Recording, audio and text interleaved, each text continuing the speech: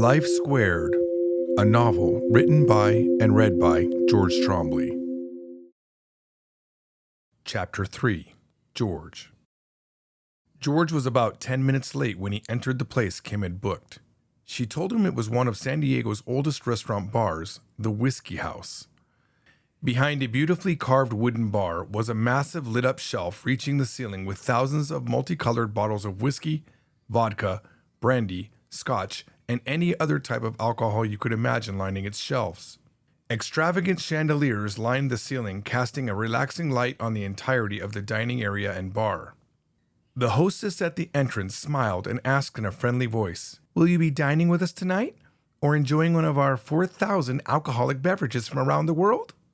"Probably a bit of both. I'm meeting my," he paused briefly, searching the bar, "girlfriend here." George had never been to the Whiskey House, but he could see it was popular, as almost every table was filled with a couple or family. Just then he heard a voice shout, "George," from one of the tables near the back. He looked to see a slender Asian woman with long black hair with blonde streaks on the left side standing and waving her hand. It was Kim. "There she is." He nodded his head to the hostess, who enthusiastically replied, "Enjoy," as he walked to Kim's table. George slid into the circular booth next to Kim and kissed her smiling face. "Fancy place," George said. "This is what you get when I choose the restaurant." George often opted for cheap street food or making something at his place. His debt weighed heavy on his mind, so he chose cheap food over more expensive, healthy options. "I suppose I can afford to splurge tonight," he said, tapping the envelope of cash in his pocket. Kim handed George a multi-paged menu booklet and said, "Let's order first, then you can tell me the juicy details of your mystery client." George was pleasantly surprised. He hadn't seen a printed menu in a while. "That's why I chose this place," Kim said. "I knew you would like the old-fashioned vibe. Also, it's my treat tonight." Normally, George and Kim would split the bill. "Didn't you hear me say I could afford to splurge?" He smiled.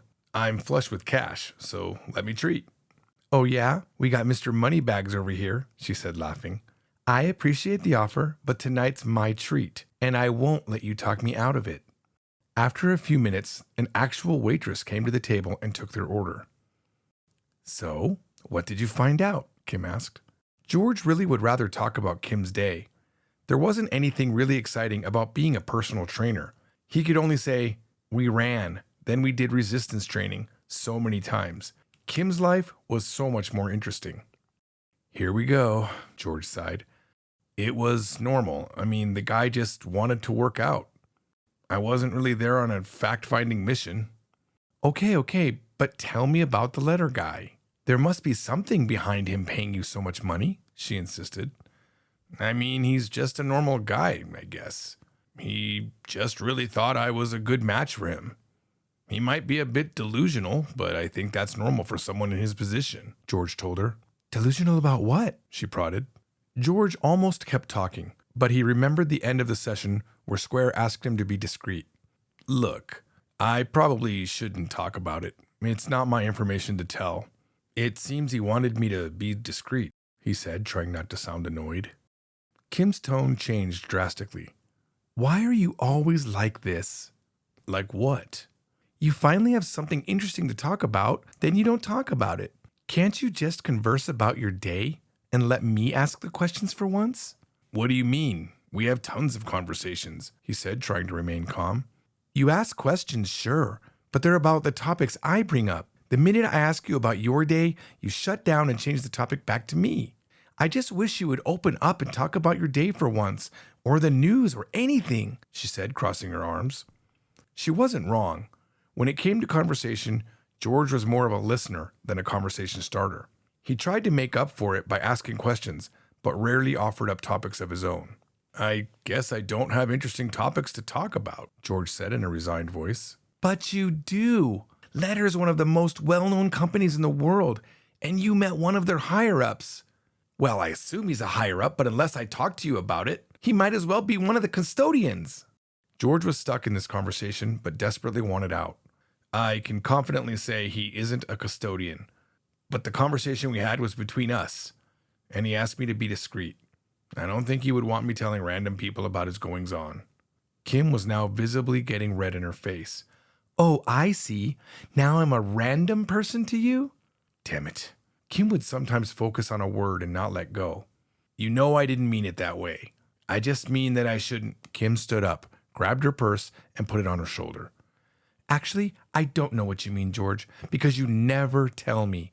You don't even live in the present world. If aliens landed in San Diego, you wouldn't even know until I told you. Then she stormed out of the restaurant. George didn't try to stop her. He knew it wouldn't work anyways. Once Kim was on fire, she stayed that way. Kim had gotten angry before over what she called George's lack of willingness to share or lack of awareness, and it took her 2 days to calm down. He knew she just needed some time. He reasoned there probably wasn't much value in overanalyzing the argument because Kim wasn't wrong. George needed to open up more. It just didn't come easy to him. George was hungry, so he decided to stay and eat. He moved to the left side of the booth so he could view the entire bar. There was an MMA fight on the TV, which he tuned out completely. Instead, he people-watched as he waited for his food. An older man at the bar was talking to a younger man. Twice the older man had tried to put his arm on the other man's shoulder. It was obvious to George that the younger man wasn't interested. The first time the older man tried, the younger man immediately got up and went to the bathroom. On the second attempt, the younger man accidentally spilled his drink on the older man, but from George's position, it didn't seem like an accident.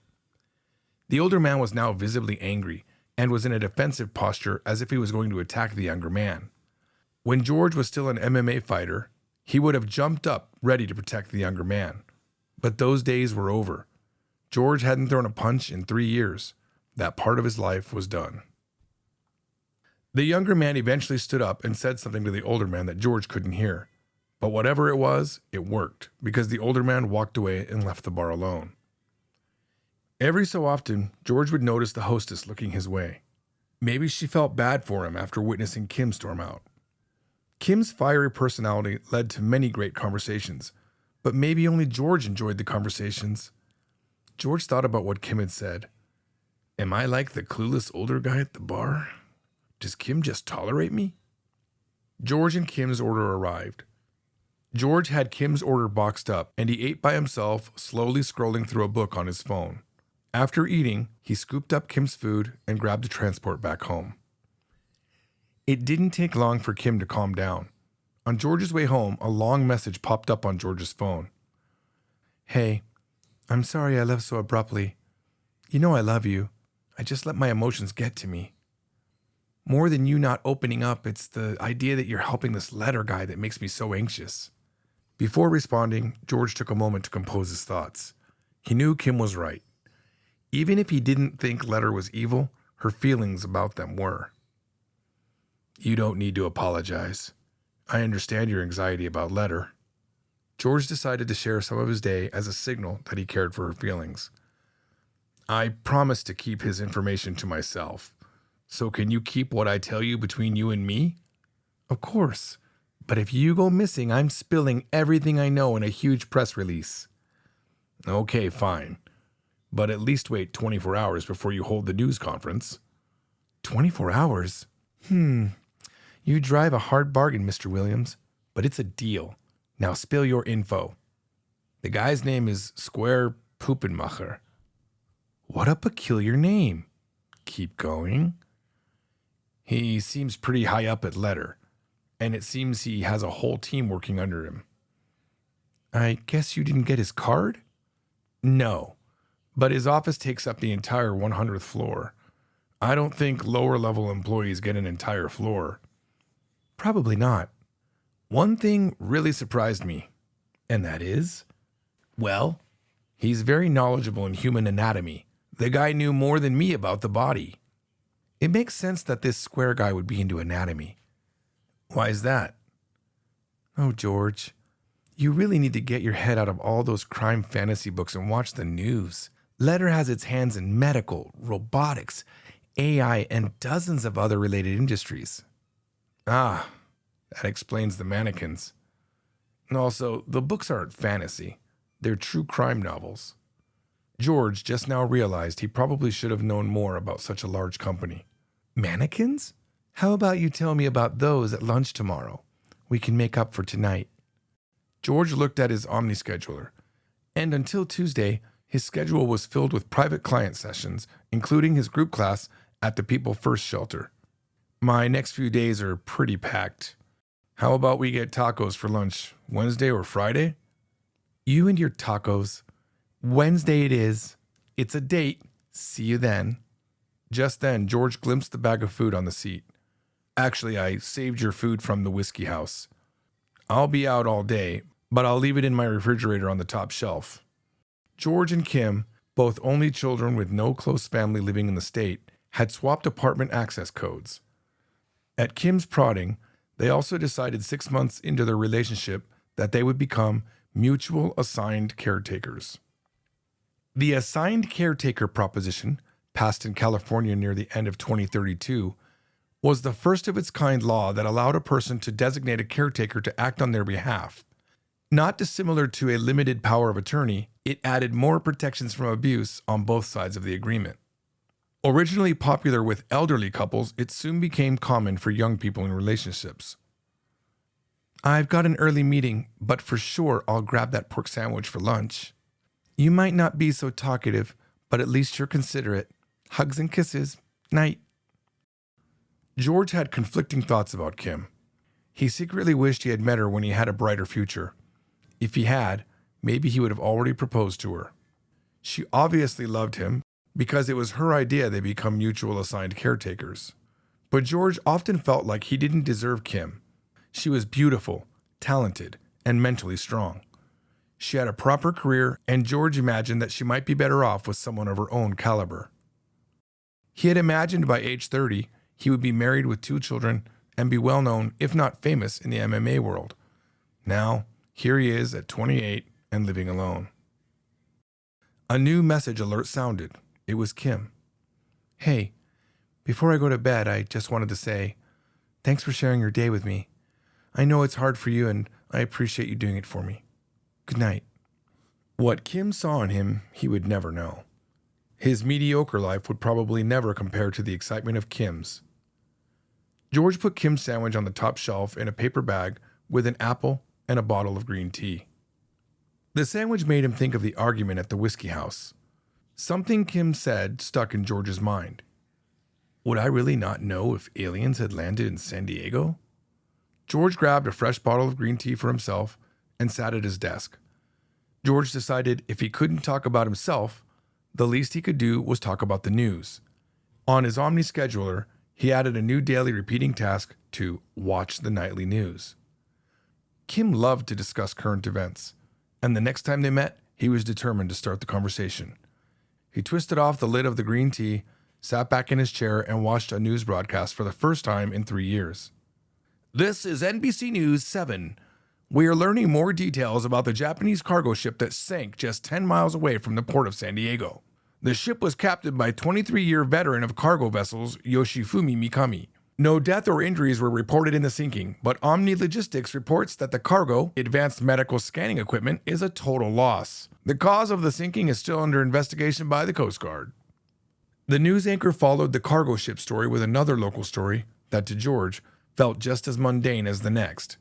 How is this better than a good book? A commercial block started after the third story, and George transferred the news to his bathroom mirror.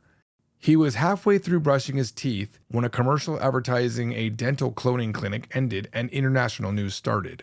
In an effort to one-up the United States, China's president Ding Xuexiang announced the commencement of its second space elevator dubbed the Skyladder 2. Construction will begin in Shandong province early next year. Its design is said to closely resemble the Skyladder 1, which began construction last year in its North Korean territory near Chongjin City. It's reported that Skyladder 2 will be completed in the third quarter of 2044, just 2 years after Skyladder 1 is scheduled for its own completion. Cost for both projects is estimated to be an equivalent of upwards to $4.5 billion US. George's knowledge of space elevators was limited to the wording on the box his massage table came in. Built with the same nanocarbon material as the Kennedy space elevator. At least now he would have something more to talk about with Kim on Wednesday over tacos. Chapter 4. George. George arrived a few minutes early to his second session with Square on the 100th floor of the Letter Building. Upon entering the office, the OmniGuide spoke. Mr. Puppenmacher is running a few minutes late. We are sorry for the inconvenience. Who do you mean when you say we? George asked. The entire team at Letter is sorry for the inconvenience we have caused you. Perhaps you would like a drink while you wait. Sure, why not? How about a bottle of my favorite imported Japanese green tea? George said, testing Omni's abilities. Would you like it hot or cold? I'm not a fan of hot drinks, George said, certain Omni wouldn't be able to get anything close to his favorite. Excellent. Please feel free to have a seat in the guest area. George looked over to the row of 3 leather seats near Mr. Puppenmacher's desk. On either side of the seats stood full-bodied mannequins dressed in black shorts and a t-shirt. They stood at attention, as if waiting for an order. I'll set my equipment up first, George said, walking to the spot Square had pointed him last week. After setting up his massage table, he walked toward the seats, but stopped short to examine the mannequin standing to the left side of the chairs. It was a man a few inches taller than George with dirty blonde hair. If he had to guess, the mannequin would be nearing its 30th birthday if it were alive. These look so real. He touched his finger to the cheek. Expecting rubber, he was surprised by a human-like warm flesh. How on earth did they do this? George was further impressed by individual nose hairs poking from the nostrils. If it were moving, these things would be mistaken as alive. George hadn't heard any elevator doors open. A voice from behind George spoke. I bet you're wondering how we got the skin so perfect, Square said. George was caught a bit off guard. Yes, it's quite impressive. Maybe I'll tell you after you sign a few documents, Square said, handing an e-pad to George. George grabbed the pad, sat down in a chair, and started flipping through the 8-page contract. The first page is boilerplate, but it's important that you understand it, Square told him. George replied, I've seen plenty of non-disclosure agreements with my other clients. George skimmed the words, then pressed his finger to the e-pad, agreeing to the NDA. The next section, consisting of 2.5 pages, was titled Liability Release. Square explained, We took this section a bit further than we discussed last week. I wanted you to be completely comfortable with your work here. You'll see that you are held completely harmless from any injury incurred during our sessions, including injuries caused by your negligence or malice. This means that even if you hurt me on purpose, you are covered. George liked the wording, but was curious. Why would you include malice? Of course, I trust you wouldn't hurt me on purpose, as you already told me it would be unethical. But I don't trust that our lawyers wouldn't go for blood. This essentially gives you my personal permission to hurt me. That way they'll have no grounds to stand on in court. George felt assured. You've thought of everything, it seems. Yes, but it goes even further, Square said. George continued on to the next clause, titled Guaranteed Legal Representation, which ensured that in the event that litigation was pursued against George for any reason relating to the training, Letter would pay an outside firm of George's choosing up to $3 million in legal fees to defend George in court. $3 million, eh? George said. There's one thing to be protected by this contract. But there are countless angles my legal team might decide to pursue if I'm incapacitated or dead for that matter. There is also a plethora of court cases that bankrupted the defendant even when they won the case. This ensures that even if Letter or my relatives are foolish enough to sue you in a criminal or civil court, you will have adequate defense. $3 million seems more than adequate. Finding no flaw in the clause, he again pressed his finger to the e-pad. There were still 4 more pages to the contract. The next clause was titled Mutual Work Guarantee. George began reading as Square summarized it. This guarantees that I won't fire you, and you also agree to me that you won't quit working until we've completed 52 sessions. George read the entire clause. So, assuming I don't get sick or you don't postpone a session, it's a year of work, huh? You know, Square, most clients go month to month. Not an entire year. I'm sure you also noticed that the minimum time per session is now 4 hours instead of 3. That means at $7.50 per hour with a 4-hour minimum per session, you'll walk out of here with $3,000 each time. All in all, $156,000 for a half day of work, 1 day a week. I'm sure that's worth your time. George realized immediately it was worth his time. If he kept his current training schedule and worked with Square, he could pay off his debt in just 8 months and propose to Kim. Kim had warned him to be careful, but the contract was almost perfect. Maybe this is all too perfect. This seems amazing, Mr. Puppenmacher, but something feels off. I thought we established that you should call me Square. Okay, Square. I don't get it. You say I'm the guy for this job, but for the amount of money you're willing to pay, there's easily hundreds of qualified trainers in San Diego that would be willing to train you. And I bet they'd even break your leg if you asked. For this amount of money, if you had a hotel room and a plane ticket, you could have the best trainer in the world break your leg. What am I missing here? Square answered, Imagine how lucky I am that the best guy for my needs is right here in San Diego. And I don't need you to break any of my bones. Just then, the elevator opened. A young woman with straight brown hair came in carrying a tray with 3 bottles of green tea.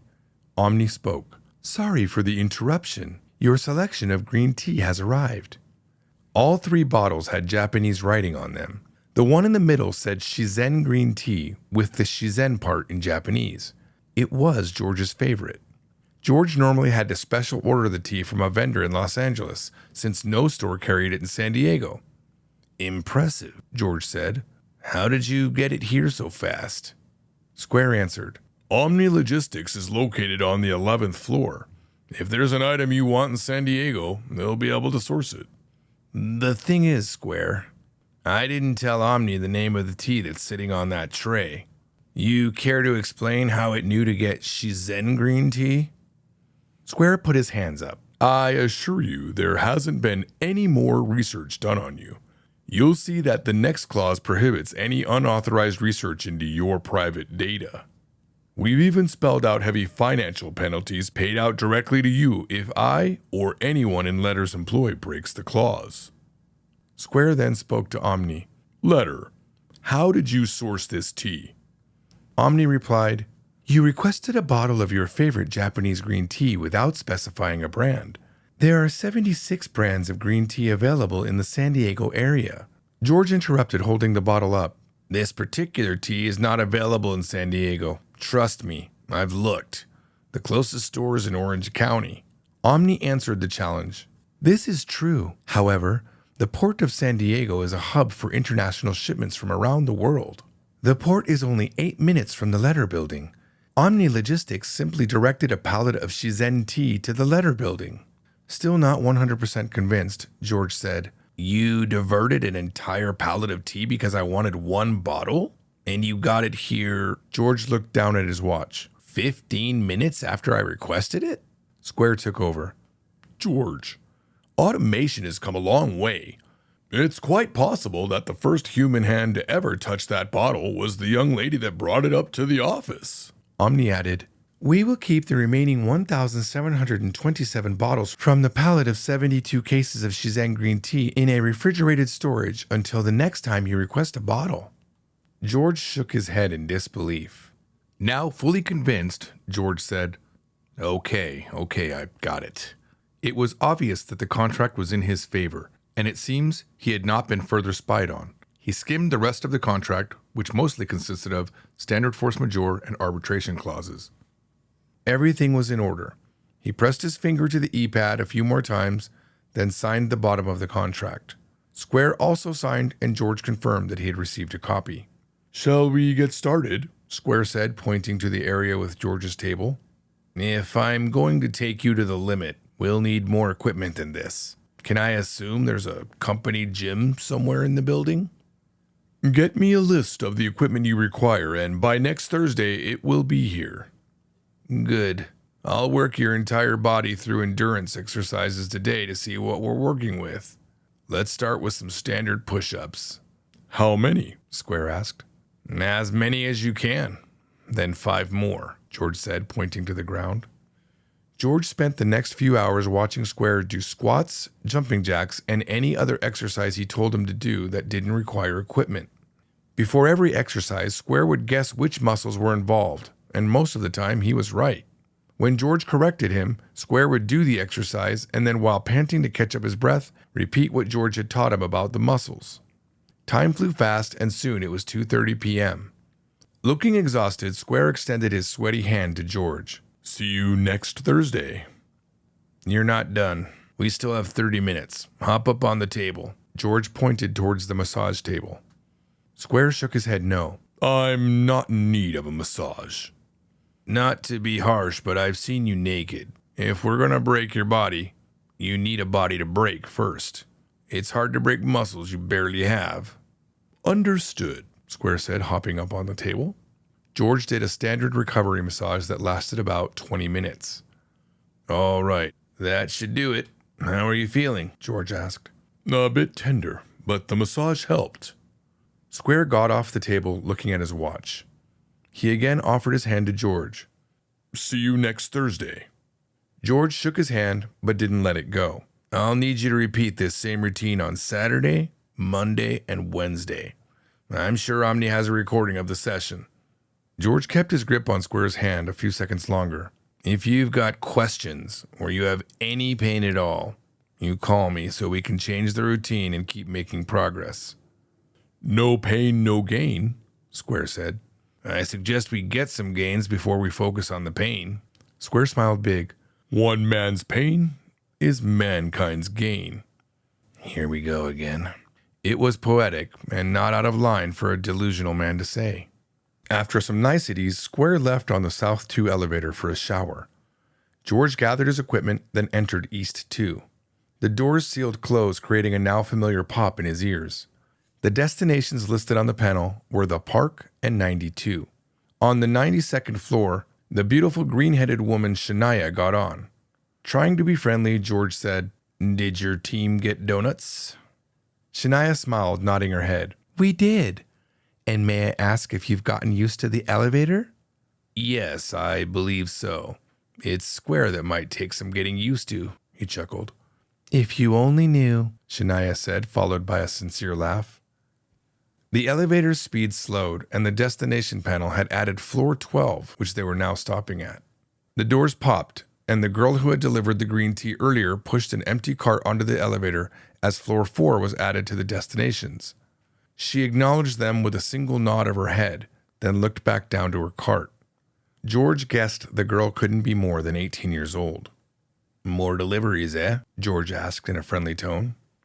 The girl pursed her lips, keeping her gaze on the cart, and nodded awkwardly as she exited on the 4th floor. "Not too friendly, is she?" George said, turning his head to Shania. "Don't worry. I've seen her making deliveries all hours of the day. Even when she's delivering to me, she doesn't talk." "So much for hospitality, I guess," George said. The elevator opened on the 1st floor. Shania smiled as she exited towards the park. "Maybe I'll see you again." "I'll be here every Thursday for a while," George responded. Shania smiled, saying, "Maybe we can be elevator buddies." "Sure thing," George said, nodding. George walked 12 minutes to the air curtain at the main entrance, and with a puff of air, he was back in the real world of a hot San Diego day.